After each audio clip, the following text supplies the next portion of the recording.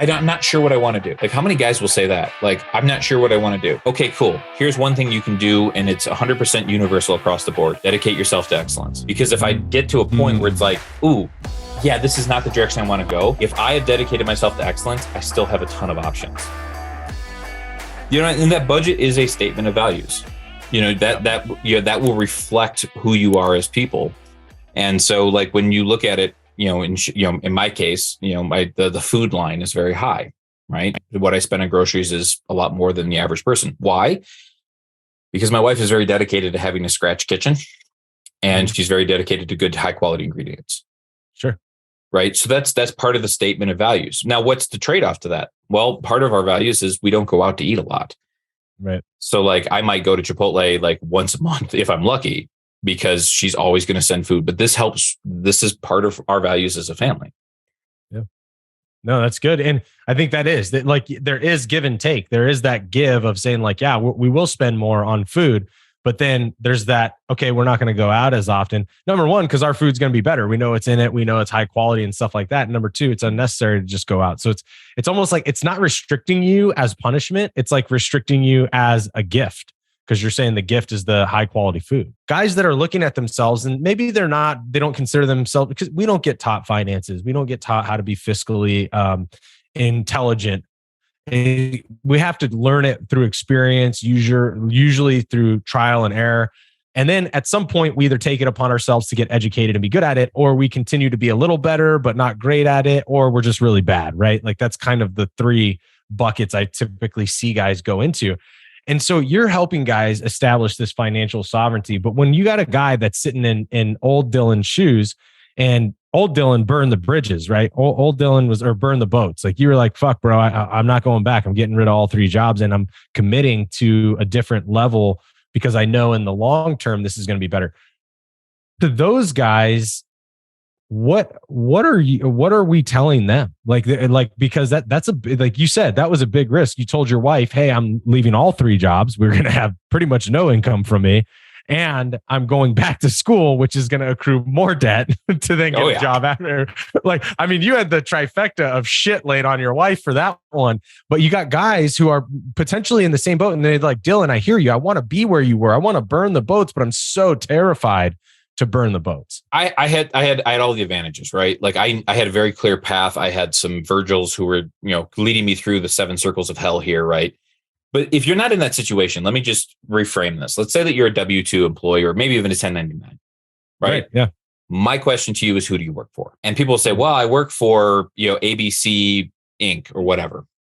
And the answer, I say, okay, cool. That's your current frame. You're working for a company. You're doing what they asked you to, and you're adding value to them.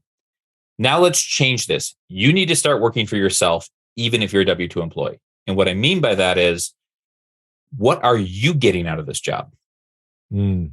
How is it serving you rather than you serving it? So this is the whole thing of like, well, people will say, well, you should go above and beyond. No, you shouldn't. You should go above and beyond for you, but not for the company. So staying later and sweeping extra floors, is that actually helping you? Is that serving you? Don't serve the company, serve yourself. So that you might say to yourself like, well, but the company gets a benefit too. Well, yeah. But you also get the idea, like, if you're staying later to sweep floors, you're taking excellence in yourself, right? You're learning the habit of leaving everything in your life better than you found it. And then if you're looking at it and you say, okay, what are the other opportunities here? So like, if you're working at McDonald's, I actually have a client who works at McDonald's. And one of the things I've told him was, you're up the front of the house. You're dealing with this environment that's chaotic. Your boss sucks. So now you get to practice supreme management skills. Manage yourself. You get to learn how to manage your boss. You get to learn how to deal with customers. And so when he's going to apply, and he's currently in the process now of applying for new jobs, he can sit there in an interview and say, I am proficient in managing in 360 degrees, and give exact examples of how he did it. Because he instead stopped working for McDonald's and started working for himself. How is that job serving me to get to the next level? So if you're in a position where you're like, I can't burn the boats, I can't do what you did. Cool. Can you do that? Can you start looking at where skills you're honing at your job right now? And this, like, once you start down that path, you'll be shocked at how you get out of bed different in the morning. Yeah. Like today is the day I'm going to manage my boss. Like I've got the power. And what's crazy, and I've actually, with this gentleman that is a current client of mine, what's crazy is everyone looks to him now for guidance, even his boss. And it's because, he tells his boss of like, here's a problem and I created a solution. Should I do that? What does his boss always say? Sure. Yeah. And it's not lost on everyone else in that franchise that he's the one making decisions now. That's a great way to look at it. Yeah. I'm not a big proponent of grind culture. What I am a big proponent of is going all in on yourself. And they look very similar from the outside. But that energetic inside is the major key difference between these two places. Well, yeah. I mean, when you're going all in for yourself, it's almost like you're not even grinding. You're just showing up and actually following a path that you feel soulfully connected to. Whereas like when you're grinding, and it's the exact thing of that, you're forcing something. You're forcing yourself to grind something out that doesn't necessarily work with you or make you feel good, but you're doing it because it's more of a have to than a get to. 100%. And what's crazy though is like, and I'm just going to riff for a second. Like I do career crafting as well, and like helping people write resumes and prepare for job interviews. And I get people coming in, but like, this is the job I want, but I have none of these skills. Okay, but what do you do right now? So like what it says, you want a proof of good written communication. Okay, cool. Yeah. How's your cover letter? Did you write a good cover letter? Because there's your proof, right? Well, but my job, I don't have a lot of writing. That might be true, but you have a lot of communication, right? Okay, so now how can we reframe this for your communication? When I was applying for public accounting jobs, I'm a former teacher. I'm 10 years older than most of my bosses. Like when I got into public accounting, one of the partners actually at the firm that I ended up accepting at, he interviewed me simply because my resume was the most interesting one in the bunch, because I had this teaching experience. And he sat down across the table from me and goes, "Why should I hire you?" And I looked him right in the eye and I said, "Because I'm the best communicator you have, because I've been teaching and I went through like communicating in the classroom and dealing with parents and working with the regulations of the educational system." And he just looked at me and went, "Hired," and walked out the door. Wow. Like, and it was, but if you think about it, like if you looked at the job posting for a public accountant, it had nothing in common with what the job posting for a teacher would look like. And yet I had every single one of the skills. Why? Because I spent a year dedicating myself to excellence in every little thing. Yeah.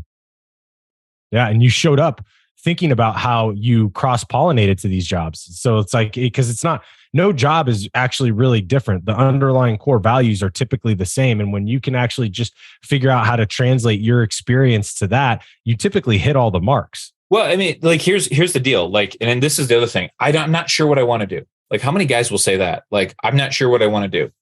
Okay, cool. Here's one thing you can do. And it's 100% universal across the board. Dedicate yourself to excellence. Yeah.